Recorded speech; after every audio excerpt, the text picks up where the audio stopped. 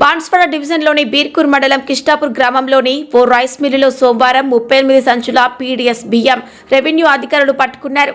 Civil supply శాఖలో చేసే కొంతమంది అధికారులు అవినీతి కారణంగా అడపాదడపా పీడీఎస్ బియ్యం పక్కదారి పడుతున్నాయి అనడానికి ఈ సంఘటన నిదర్శనమని చెప్పవచ్చు. అవినీతికి పాల్పడుతున్న అధికారులు ధనదాహానికి రుచి మరిగి రైస్ మిల్లుల యజమాన్యాలతో కుమ్మక్కై పీడీఎస్ బియ్యం అక్రమ బాట పడుతున్నప్పటికీ రైస్ మిల్ యజమానులకు వారి అక్రమార్జనకు అడ్డగా నిలుస్తున్నారన్న ఆరోపణలు వినిపిస్తున్నాయి.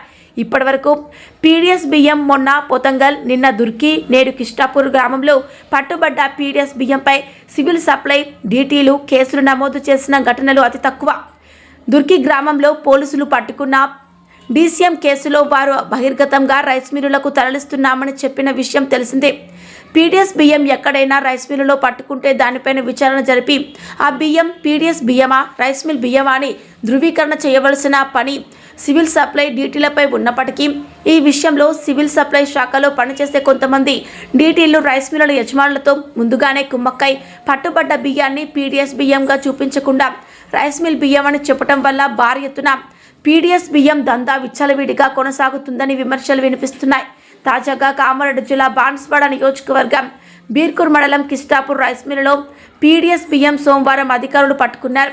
బాన్స్వాడ నుంచి బొలారో వాహనంలో 25 కిలోల బస్తాలలో 38 సంచుల్లో బియ్యం కిష్టాపూర్ రైస్ మిల్లుకు రావడంతో అప్పటికే కొంతమంది మీడియా దృష్టి పడడం వల్ల ఆ బియ్యం పట్టుపడకుండా ముందు జాగ్రత్తగా వచ్చిన పీడీఎస్ బియ్యాన్ని సివిల్ సప్లై గోదాములకు తరలించే బియ్యం కుప్పల్లో రైస్ మిల్లు వారు బియ్యాన్ని కలిపి వేశారు. ఈ విషయం తెలుసుకున్న Birkur revenue inspector Vijay Kumar rice milk చేరుకొని వచ్చిన బియ్యంపై ఆరా తీశారు. తాము పీడీఎస్ బియ్యం తీసుకురాలేదని నూకలు తీసుకువచ్చినట్లు రైస్ మిల్ యజమాని అంజయ్య రెవెన్యూ ఇన్స్పెక్టర్కు సమాధానం చెప్పారు. ఈ విషయంలో revenue inspector Vijay Kumar civil supply డీటీకి సమాచారం అందించినప్పటికీ తాను ఎన్నికల విధుల్లో ఉన్నానని చెప్పడంతో బియ్యం సంచులు ఖాళీ చేసిన 38 బియ్యం బస్తాలను అక్కడ ఉన్న గ్రామ పరిపాలన అధికారికి బాధ్యత అప్పగించడం జరిగింది. డీటీ వచ్చే వరకు ఇక్కడ నుంచి బియ్యం బస్తాలు కానీ బియ్యం ఎక్కడికి తరలించకుండా భద్రతా ఏర్పాట్లు చేశారు.